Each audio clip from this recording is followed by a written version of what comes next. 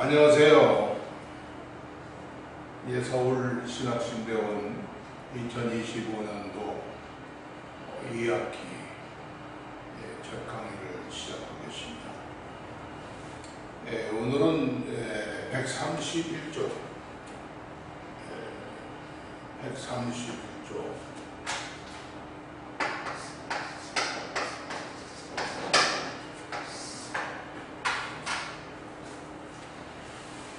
예배 순서 계획을 위한 지도적 원리, 예배 순서 계획을 위한 지도적 원리 131조입니다.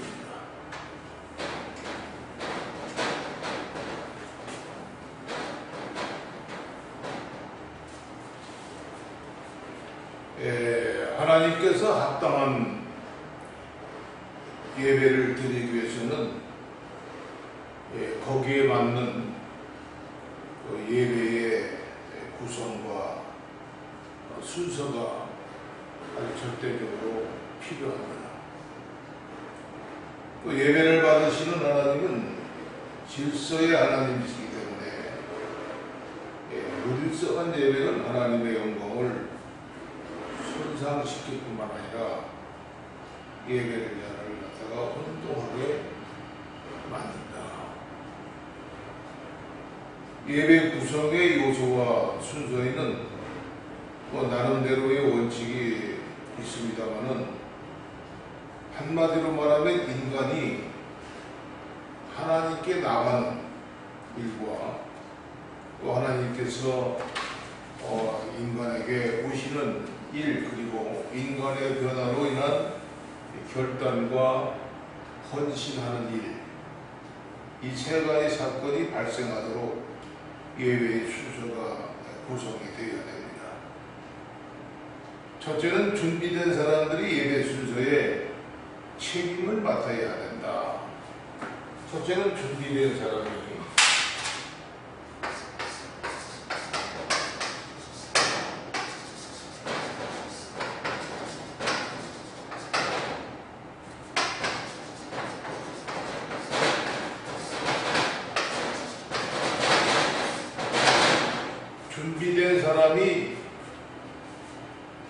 예배 순서의 책임을 맡아야 된다.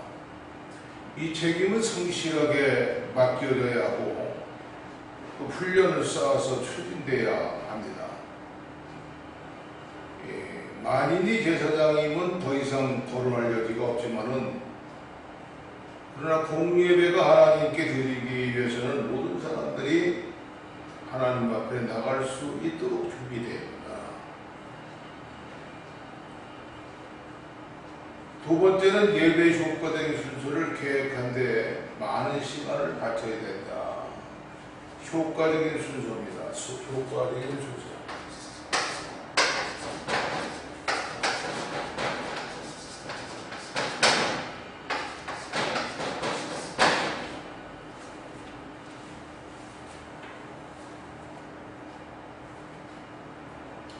사람들이 하나님께 나가는 것을 돕기 위해서는 순서 하나가 되고 주에 깊게 계획이 되고 또 준비가 되어야 됩니다. 설교를 준비하는 것처럼 예배 순서는 하나하나의 주의를 기울여야 돼요. 예배 순서를 맡아서 사회를 보신 분들 보게 되면 어떤 계획적인 사회가 아니라 자기 멋대로 이렇게 행하는 그런 사회를 볼 수가 있는데 이것은 크게 잘못된 겁니다. 세 번째는 예배 순서는 그 회중에게 적합해야 된다. 회중에게 적합해야 된다.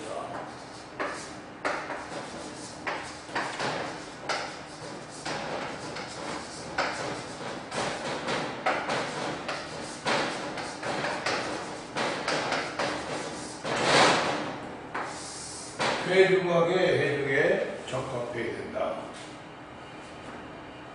예배 순서는 회중에 적합한 것이 되고 곧 회중의 문화에 맞는 것이 됩니다. 그러므로 예배 순서를 짤 때는 예배 대상을 고려해야 돼요. 네 번째는 예배 순서를 짤 때 교역자는 마음의 일정한 목적을 가져야 된다. 마음의 일정한 목적을 갖자.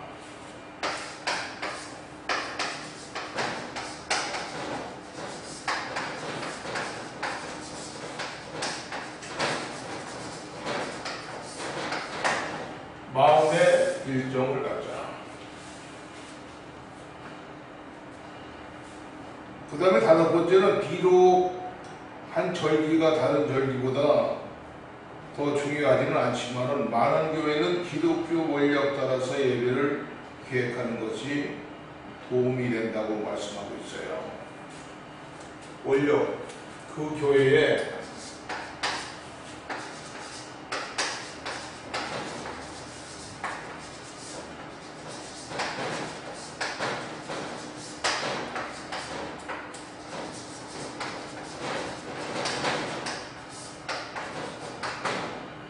원력에 대하여 기록을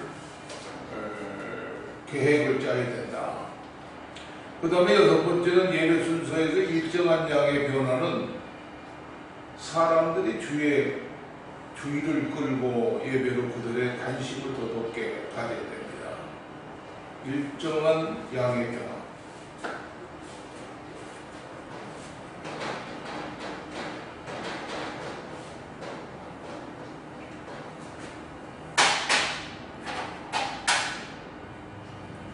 여섯 번째는 일정한 양의 변화.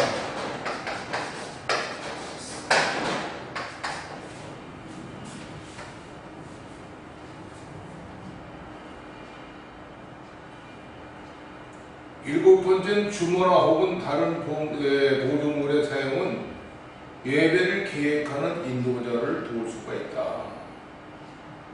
주모나 또 보조물.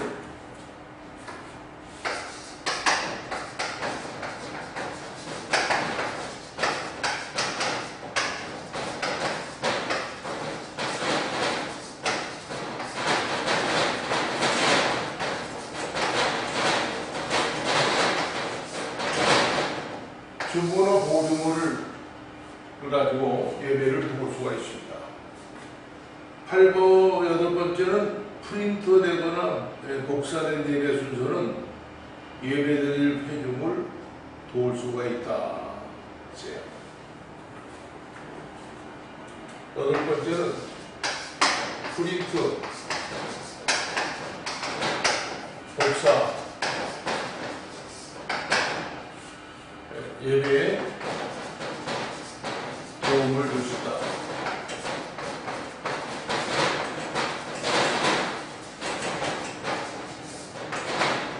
프린트나 복사 예배로 도움을 줄 수 있다. 그 다음에 아홉 번째는 저녁 예배 의식은 아침 예배 의식과는 조금 달라야 한다. 흔히 권하고 있는데 이거는 교회마다 담임 목사의 계획으로 의해서 예배를 의식을 가져야 됩니다.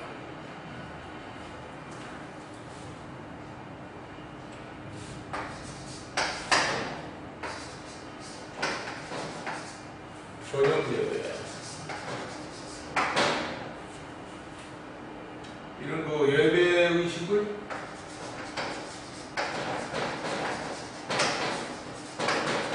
담임 목사의 계획.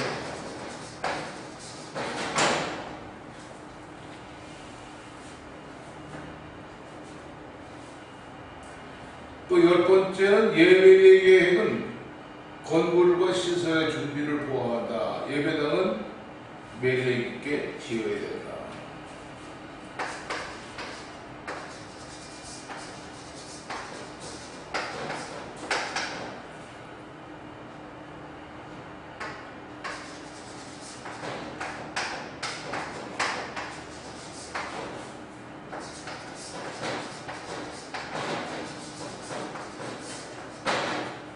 예배당은 매력 있게 지어야 된다.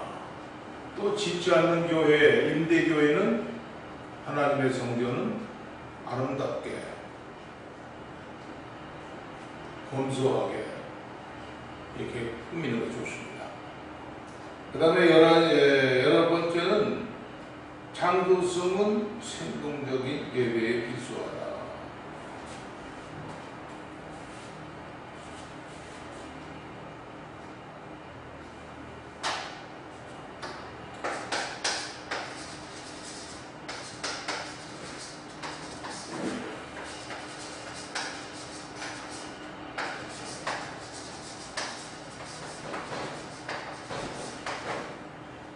창조성은 예배에 필수하다.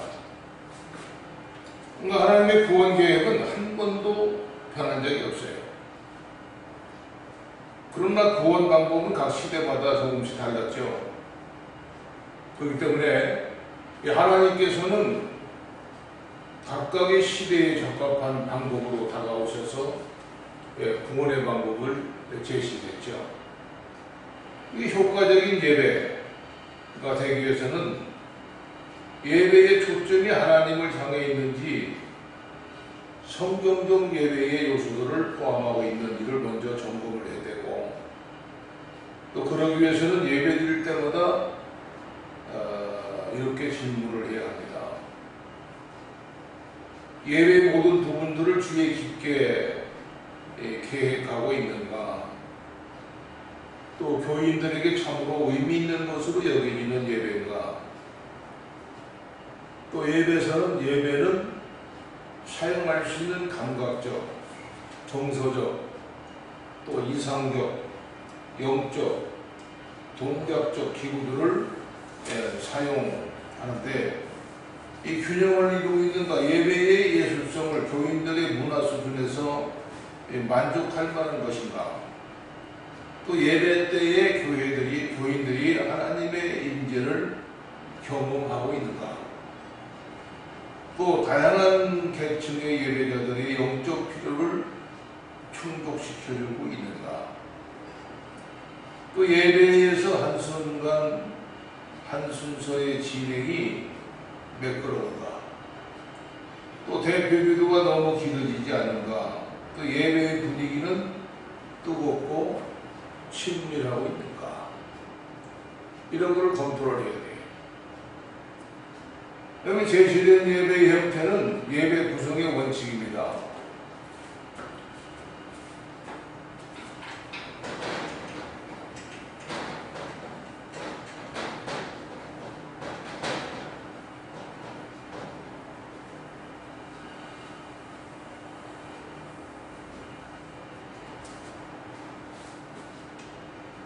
제시된 예배 형태.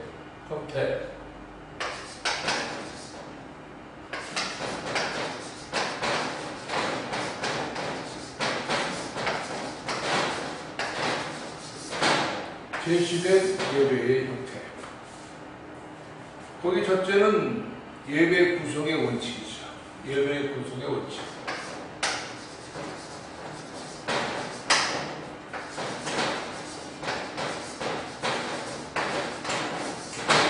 예배의 구성의 원칙. 바람직한 예배 순서를 정하는 데는 신구약 시대의 예배 역사와 또 교회의 전통을 통해서 내려온 예배에 관한 유산을 고찰할 필요가 있습니다. 특히 개혁주의의 영적 후예 중 하나인 장로 교회는 개혁자들이 신약 실천에 한 결과였던 예배 순서의 구성과 또 진행에 관한 내용들이 오늘의 예배 모범을 위한 하나님의 좋은 원재료가 될 수가 있어요. 앞에서도 언급했듯이 종교개혁 시대의 예배는 크게 세 가지 형태로 구분되고 있는데, 첫째는 가장 보수적인 개혁성을 띤 루터주의 예배 형태로서 로마 가톨릭 시대의 것을 상당히 축소하긴 했지만은 많은 부분을 그대로 보유하고 있던 예배 의식입니다.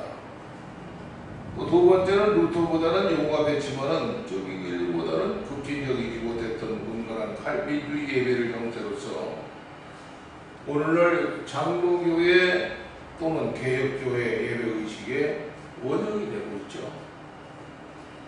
또 세 번째는 가장 급진적인 쭈빈 권리가 주장한 예배 형태로서는 제 침례교회 및 퀘이커교와 같은 청교도적 전통의 독립교회의 예배의식이 근간되고 있죠.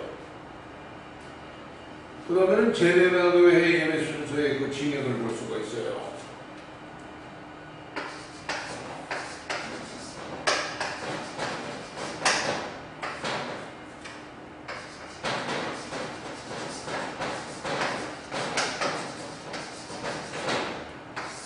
제네바 예배의 순서가 그 진행. 이 갈비는 개혁신학에 가장 큰 공헌을 했는데, 그 공헌 가운데 하나가 예배 의식서를 만드는데 지대한 영향을 준 거죠. 그래서 이 갈비는 1537년에 제네바에서 개혁의 첫 초안을 준비했어요. 그 초안은 4가지를 다루고 있는데 처음에 2가지는 교인의 성만찬과 공중예배에서 부르는 노래죠. 그런 예배에 관한 것이었고 나머지는 둘은 자녀 종교교육과 결혼에 관한 것이었어요. 그가 1542년에 펴낸 초대교회 예전 내용을 연구한 예식서에 보게 되면 예배 형태의 순서는 제네바 예배 의식이 되었고 수세기를 내려오면서 대다수 개혁교회 예배의 모델이 됐죠. 그러므로 칼빈이 제네바에서 사용한 예배 순서의 계율을 살펴볼 필요가 있는데 칼빈의 예배 순서를 종합적으로 살펴보면 다음에 3가지 원리에 의해서 순서가 배열되었음을 알게 됩니다. 첫째는 죄의 고백과 용서의 부분이고 둘째는 하나님의 말씀, 선포의 부분입니다. 세 번째는 삶 속의 헌신과 세상으로서의 선교적 파송 부분이에요. 자, 예배 순서를 보게 되면 예배의 말씀이죠. 개해서는 예배의 말씀. 또 참회의 기도, 그 다음에 용서를 구한 기도, 또 용서의 선언, 회중의 시편 찬송, 중보의 기도, 회중의 시편 찬송. 자, 주기도문, 설교 전 설교자의 기도, 설교 후 기도, 주기도문 해설, 회중의 시편 찬송, 아론의 축복 기도. 이게 1945년도 10계명의 2번째 부분에 낭독이 된 겁니다. 그 다음에 성찬 순서를 보게 되면 성찬은 설교 후에 목회 기도가 끝나면서 노래로 된 사도신경으로 신앙을 고백을 시작했고요. 그 사이에 침례자는 빵과 잔을 식탁 위에 준비를 합니다. 그래서 1945년부터 주기도문과 함께 축복의 성천을 위해서 기도했고 그 기도 후에 침례자는 고린도전서 11장 23절과 29절을 낭독하고 성찬의 참여를 권고한 다음 성찬을 나눠줬어요. 성찬이 진행되는 동안에는 성찬과 연관된 성경 말씀을 낭독했고 분병과 분잔이 끝난 후에는 감사의 기도와 축도를 마쳤죠. 자, 바람직한 예배 순서의 모형을 보게 되면 칼빈을 위시한 개혁자들의 예배 순서를 갖다가 종합적으로 살펴보면 다음 3가지 원리에 의해서 순서가 구성되고 배열되었음을 알 수가 있습니다. 첫째는 하나님께 나아가는 예배의 계획 부분이고 둘째는 하나님께서 오시는 말씀, 선포의 부분이죠. 또 세 번째는 하나님을 위한 결단과 번칙의 부분입니다. 갈비는 교회 안에 의식이 증가하면서 그리스도인의 자유가 감소되고 믿음이 예식으로 바꾸는 근거 위에서 예배의 단순성을 주장하고 있어요. 또 하나님의 모범적인 주일 공예배 순서를 보게 되면 이제 지금 교회 묵도를 하죠. 그 다음에 전주로 완전히 연주를 합니다. 그 다음에 교회 선서, 경배와 찬양이죠. 그 다음에 예배 기원, 그 다음에 화답송, 성가대, 그 다음에 대표기도, 참회의 기도죠. 대표기도. 이 대표기도가 대단히 문제가 많아요. 참회, 대표기도는 참회기도입니다. 개인의 기도가 아니에요. 대표자 개인의 기도가 아니거든요. 참회기도에 온 회중들의 대표로서 하나님 앞에 참회기도를 하는 겁니다. 그런데 그 참회기도를 빼놓고 국가와 민족을 위한다는 기도를 한다 보면 좌파를 얘기하고 우파를 얘기하고 어떤 대통령을 얘기하고 이런 것을 기도 속에서 대중기도 속에서 넣어서 하는 사람들이 있는데 이걸 보게 되면 참 대표기도가 뭔지를 깨닫지도 못한 사람들이에요. 이런 사람들을 교회에 대표기도를 시킬 수가 없어요. 말하자면 개인 신앙, 개인의 사상 기도를 하고 있어요. 이건 안 됩니다. 참회기도인데 참회기도는 온 회중들의 하나님 앞에 지금 예배를 드리는데 세상에 살면서 알고도 지은 죄, 모르는 지은 죄 엄청나게 많잖아요. 이런 기도를 참회기도를 통해서 하나님께 올리는 겁니다. 또 깨끗한 마음으로 참회기도를 올리고 깨끗한 마음으로 하나님 말씀을 받고 하나님께 예배를 드리는 겁니다. 그 다음에 신앙 고백을 하죠. 그 다음에 화답송, 성가대, 그 다음에 찬양, 그 다음에 말씀, 그 다음에 찬양, 또 헌금서, 그 다음에 교회 소식, 신자, 새로운 신자 환영, 그 다음에 교회 소식, 그 다음에 축도, 이렇게 해서 예배를 마치죠. 자, 각 교회마다 예배 순서가 조금씩 같지만은 보통 합동축에는 이런 예배 의식으로 하나님께 예배를 드리고 있어요. 자, 그 다음에 예배 인도입니다. 139쪽입니다.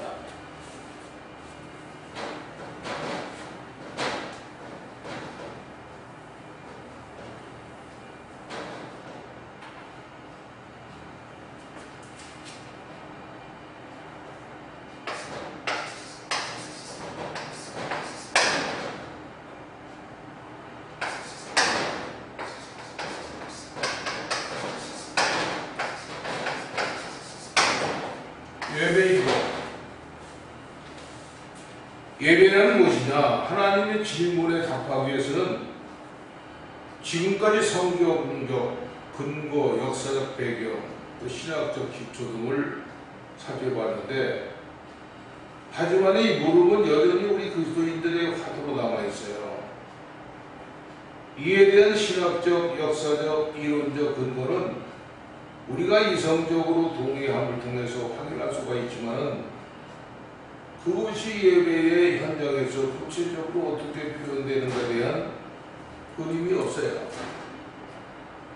그래서 예배라는 건 무엇이냐? 대한 하나님의 정의를 이렇게 가정해 보려고 합니다만은, 즉 예배는 하나의 오케스트라, 또 오케스트라의 연주에 기본 경험이 있거나 텔레비전을 통해서 연주회의 실험을 본 적이 있다면 쉽게 아마 연주 장면을 떠올 수가 있습니다. 근데 이 장면을 통해서 우리는 예배라는 것은 무엇인가, 예배를 어떻게 계획하고 준비해야 하는가를 우리가 알게 됩니다.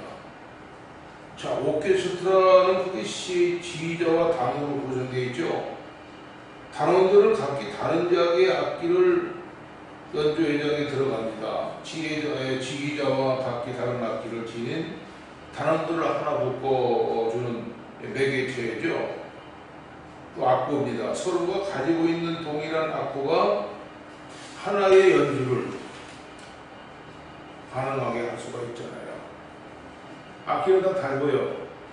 그런 악보는 하나입니다. 자, 우리가 예배를 드리기 위해서 예배당에 앉으면 이런 모습이 돼야 된다는 거죠. 네. 자, 예배 인도하는 사람이 앞에 있고 교인들은 회중석에 앉아 있습니다. 또 예배 인도자의 교인은 하나로 묶어주는 매개체를 서로가 가지고 있는 동일한 악보, 즉 하나님의 말씀이 성경이죠. 그런데 오케스트라의 특징은 동일한 악보를 똑같은 사람들이 연주하는데도 지휘자가 누구냐에 따라서 연주가 달라지는 것이 있어요. 이것은 악보가 지휘자에 의해서 해석되기 때문에 지휘자가 악보를 어떻게 읽는가에 따라서 동일한 곡도 다르게 들리죠. 그러므로 누가 지휘하는 것을 매우 대단히 중요한 겁니다. 오케스트라는 지휘자에 의해서 좌우된다고 말할 수가 있을 만큼 지휘자의 영향력이 절대적이에요. 예배 역시 마찬가지죠. 동일한 회중이 같은 악보인 하나님 말씀을 가지고 있지만은 예배 인도자가 어떤 사람인가에 따라서 예배는 엄청나게 달라져요. 우리가 수없이 경험했고 또 경험하고 있는 사실이죠. 그러므로 먼저 예배 인도자에 관해서 알아보겠는데, 첫째, 예배 인도자.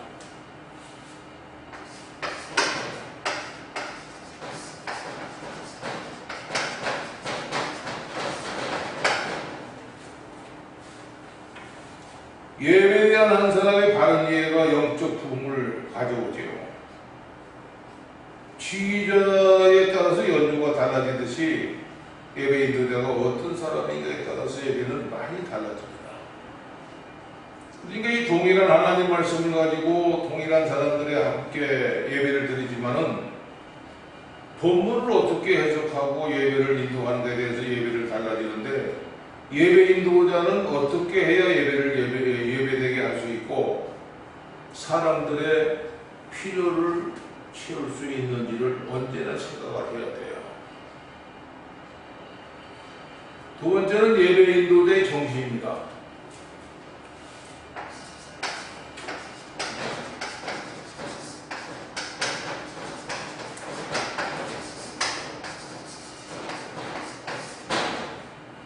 예배 인도자의 정신. 예배 인도자는 예배에서 이중적인 역할, 또 그들 자신이 예배자이면서도 동시에 다른 예배자들을 돕고 인도하는 역할을 수행을 하는 사람이에요. 그렇기 때문에 이 사실을 먼저 분명하게 인식하고 있어야 됩니다. 예배 인도자의 정신이 바로 그래요. 자기가 지금 뭐를 하고 있는가, 무슨 말씀을 내가 전하고 있는가, 이거 인식을 해야 돼요. 예배자를 봅니다. 예배자.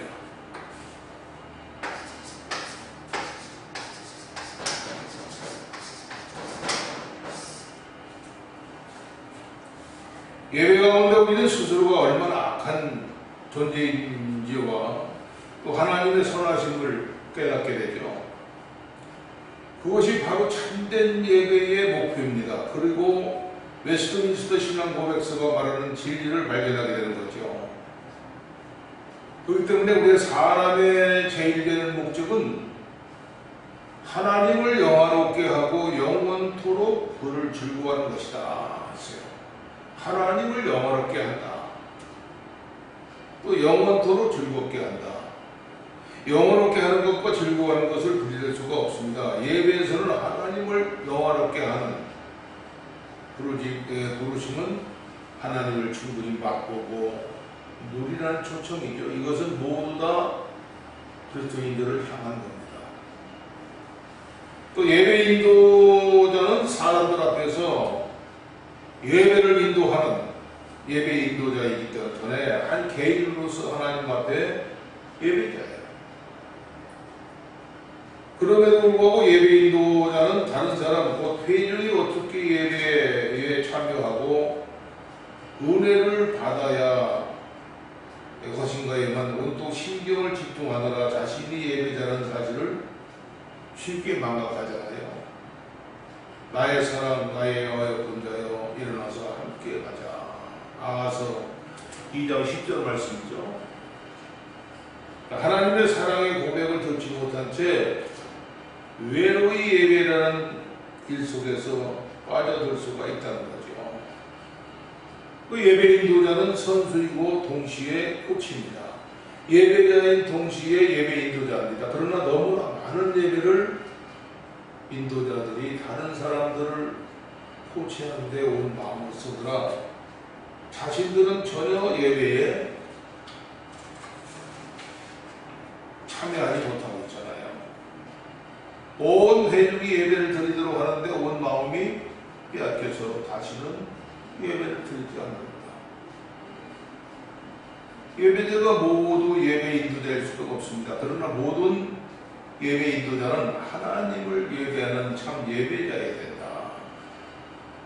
그러니까 하나님 앞에서 신령과 진정으로 예배한 사람은 참 예배 인도자가 될 수가 있어요. 그러나 능력 있는 예배 인도자라고 해서 모두가 참 예배자가 아니라, 그러므로 예배 인도자는 내가 내 몸을 쳐 복종하게 함을 내가 남에게 전파한 후에 자기가 도리어 버림이 될까 두려워이합니다 라고 말씀을 깊이 새기면서 인도자 이전에 예배자가 되어야 된다.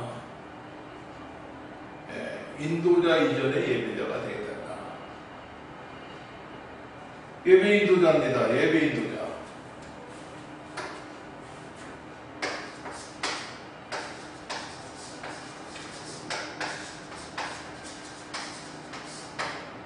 예배 인도자. 자, 하나님께 자신이 하셨고 하고 계시면서 행하실 일 때문에 찬양과 감사를 받으셔요. 그 예배는 하나님의 구원 사건을 전제적이고 축하하고 믿는데, 구원 사건은 이미 발생했고 또 발생하고 있고 앞으로 발생하게 될 것으로 시작됩니다. 그럼을 통해서 예배 인도자는 하나님께서 행하신 구원 사건을 드러내고 사람들로 해서 기억나게 하고 지금 행하고 계시는 일들을 보여주고 또 앞으로 행하실 미래의 일들을 제시함을 통해서 사람들이 하나님께 집중하도록 도와야 됩니다.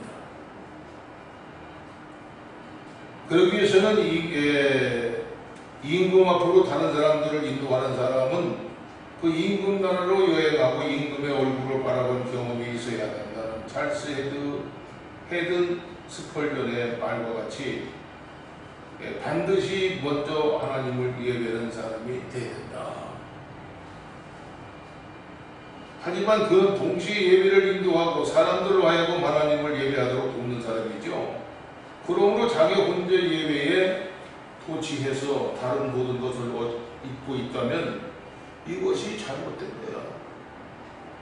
따라서 예배 인도자는 자신이 예배자인 동시에 예배 인도자임을 분명히 자각하고 있어야 된다. 그 다음에 예배 인도자의 역할입니다.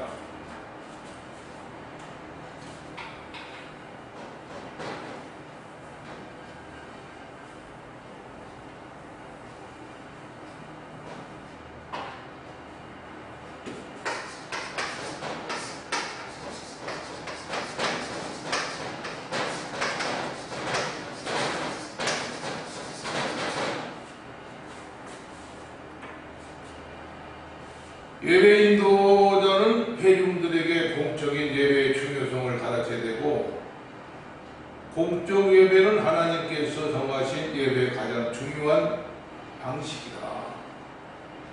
이 이스라엘 역사를 보라. 어느 때든지 하나님을 경배하고 하나님께 예배하는 크고 작은 무리들이 있는데, 그 모여서 하나님을 예배하는 것은 편의의 문제가 아니라 하나님의 명령이다. 하나님의 명령이에요.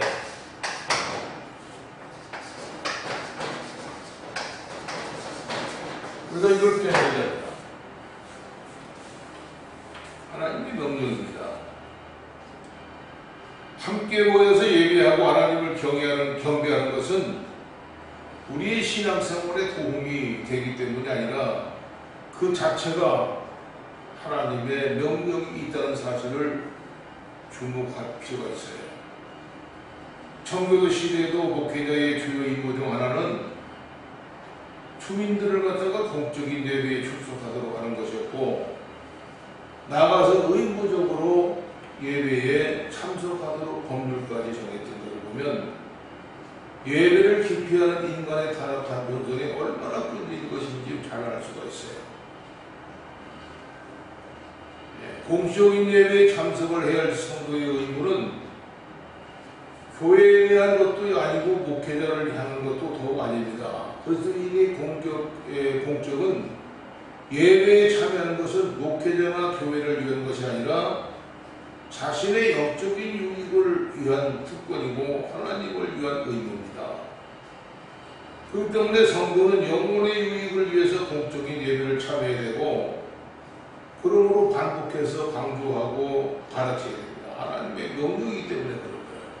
하나님의 명령이다. 예배 인도자는 예배의 성경적 원리를 중시하고 그 정신을 갖다가 잃지 않고 유지해야 할 뿐만 아니라 작은 형식들까지 기억을 해야 돼요. 그리고 하나님과 사람을 연결하는 작업은 하나님과 사람을 동시에 이해할 때에 가능합니다. 오케스트라 지휘자는 곡을 해석하는 능력과 또 악기 소리를 들을 수 있는 능력, 또 해석한 곡을 악단의 수준에 맞춰서 연주할 수 있는 준비가 되어 있어야 되죠. 자, 그처럼 예배 인도자 역시 하나님 말씀에 익숙해야 되고 성도들의 삶을 알아야 돼요. 그럼에도 불구하고 예배 인도자의 준비 부족, 자질 부족, 자기 중심적인 태도로 인해서 예배가 껍데기만 남는 경우가 허다합니다. 예배 인도자는 예배가 바로 자신의 삶의 결정체라는 사실을 언제나 깊이 염두에 둬야 되고, 그것을 위해서 예배 인도자는 히브리서 16장 6절 말씀처럼 하나님이 계신 것과 하나님께서는 하나님을 찾는 자들에게 상 주시는 분인 걸 분명히 믿고 나아가라 했어요. 예배 인도자의 문제점입니다.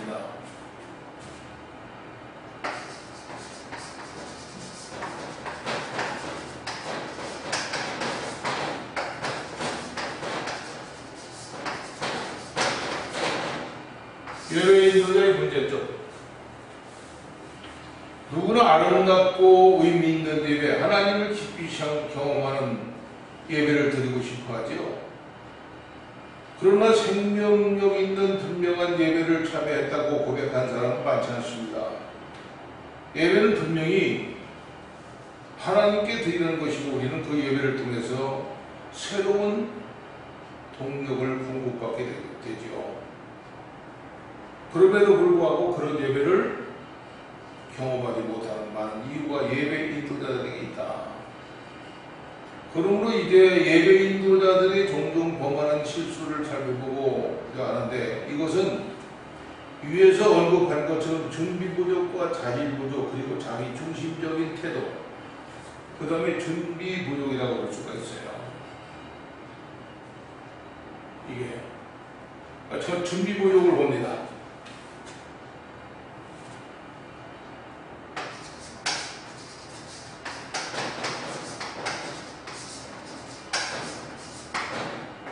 준비 부족.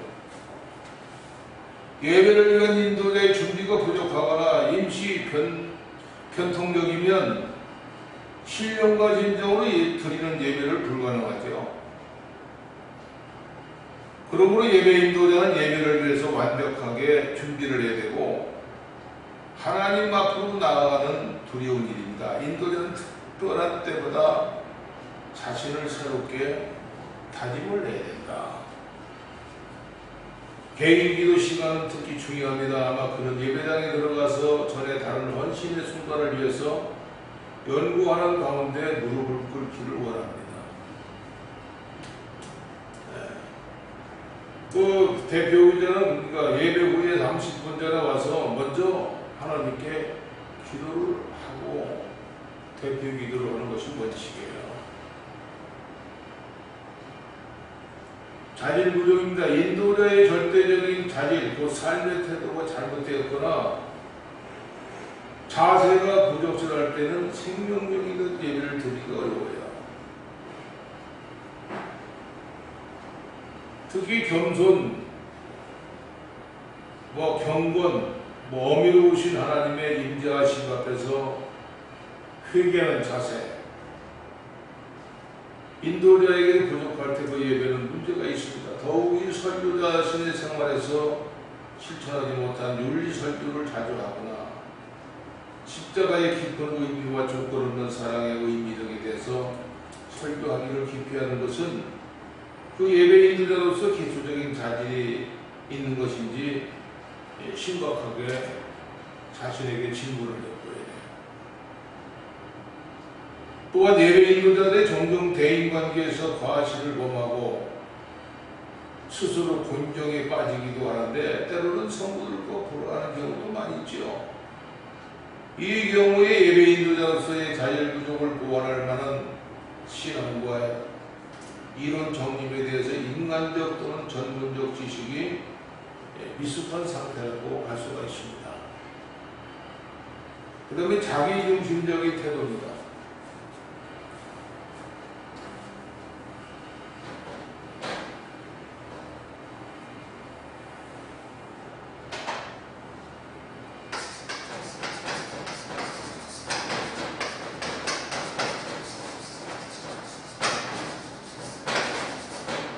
자기중심적인 태도.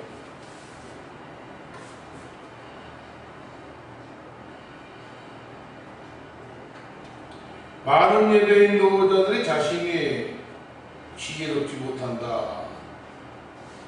그들은 뭡니까? 그리스도를 통한 하나님께 중심을 두기보다는 자기 자신에게 중심을 두기 때문에 그렇죠.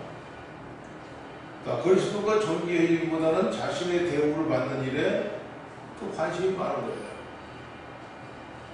자, 성도들을 영성으로 인도하기보다는 즐겁게 해주려는데 관심이 더 많습니다. 하나님을 성도들이 찬양과 진정한 예배에 순전한 대상으로서가 아니라 예배의 관람자로서 생각해요.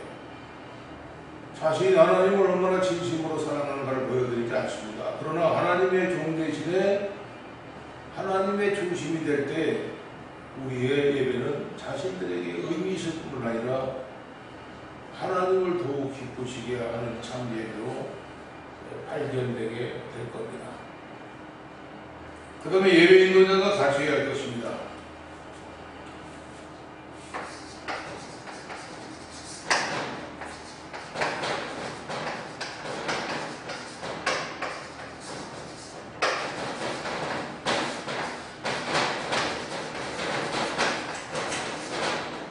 예배 인도자가 갖춰야 할 것. 예배 인도자에게는 언제나 신령과 진정으로 하나님을 예배하는 마음의 준비가 필요하죠. 그것은 예배자인 동시에 인도자인 사람에게 필수적인 요소입니다. 예배 인도자에게는 예배 가운데서 사람들을 하나님께 인도할 수 있는 자질과 능력이 필요해요. 또 예배를 위한 비전, 방향 감각을 가져야 됩니다. 예배를 위한 비전.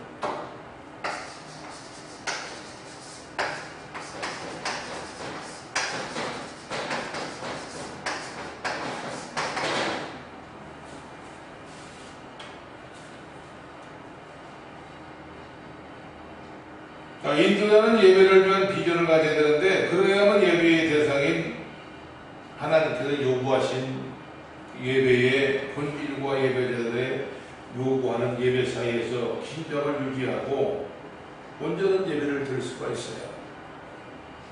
하나님께서는 사람들에게 온전한 예배를 요구하시지만 사람들은 죄성으로 인해서 언제나 눈에 보이는 것을 어떤 것을 추구하고 있잖아요.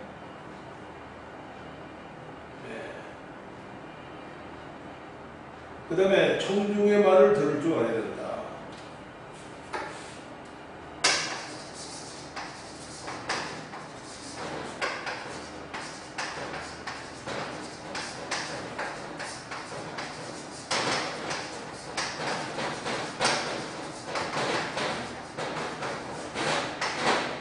청중의 말을 들을 줄 알아야 된다.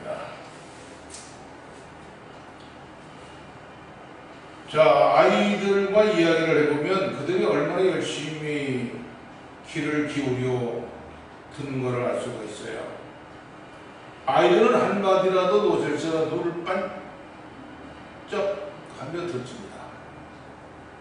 물론 얼마만큼 이해하는가 하는 것은 다른 문제죠. 그런데 어린아이에게 가서 자라, 그래야 될 일이 일어나지 라고 말한다면 아이가 저러는 거겠지만 속으로는 이렇게 생각할지 모릅니다. 엄마 아빠는 내가 옆에 있는 게 싫은가 봐. 날 귀찮게 생각해. 중요한 것은 당신의 무엇을 말하는가 하는 것이 아니라 그들이 무엇을 듣는가. 아이들은 열심히 듣기는 하지만 그 말의 깊은 뜻은 잘 파악을 하지 못하죠. 이와 같은 예배 인도자의 회중 사이에 단절된 대화를 막고 생명 있는 예배를 드리기 위해서는 예배 인도자는 듣는 능력을 갖춰야 된다. 그 다음에 침착해야 합니다. 침착해야 한다.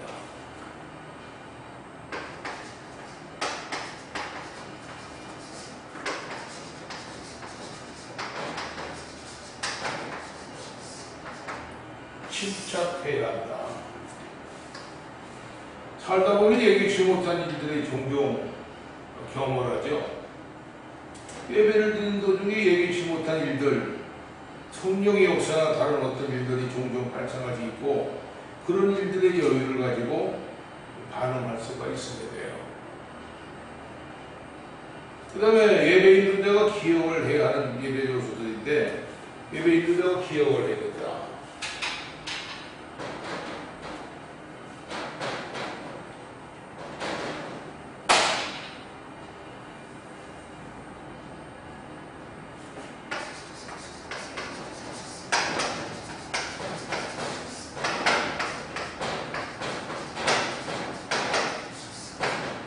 예배 인도자가 기억하라.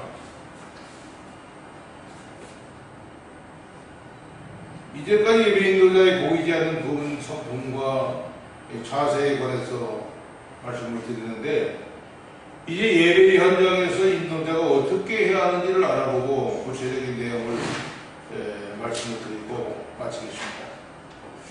첫째는 예배 의식의 세목에까지 완전히 준비를 해야 된다. 두 번째는 적절한 정신적 준비는 자신을 균형 있게 하고 침착하게 만들 것이다. 세 번째는 인도자는 회중과의 인격적인 일치를 추구해야 한다. 또 적극적인 태도는 네 번째는 예배 사람들을 인도하는 데 필수적입니다. 다섯 번째는 인도자는 직업적인 목적, 상투적인 어조 결코 쓰지 말아야 됩니다. 자연스러운 목소리로 말해야 된다. 여섯 번째는 교육적 예배의 의식을 결코 늦게 시작하지 말아야 되고 의식의 어떤 부분을 질질 끌거나 적절한 시간의 양보다 더 많이 소비하는 것을 허락하지 말고 시간을 엄수해야 된다. 일곱 번째, 인도자의 이상한 버릇과 주의를 산만하게 만드는 특성은 예배의 장애가 되죠. 여덟 번째는 인도자의 정신은 올라갑니다. 그러므로 예배 인도자는 희망과 열정과 낙관의 정신을 보여야 되고, 결코 무관심이나 패배감이나 비관의 정신을 드러내서는 절대 안 된다. 아홉 번째는 예배 인도자의 특권 가운데 하나는 회중과 더불어 예배에 동참해야 된다. 마지막으로 열 번째는 교역자는 언제나 자신을 갖춰야 되고, 예배의식을 통해서 다른 사람을 사랑하는 것이 전달되면 사람들에 대한 그의 넓은 관심이 나타나게 되고, 다른 때에도 사람들이 용기를 내서 그에게 와서 상담을 하고 협조를 구합니다. 오늘은 여기까지만 하겠습니다. 감사합니다.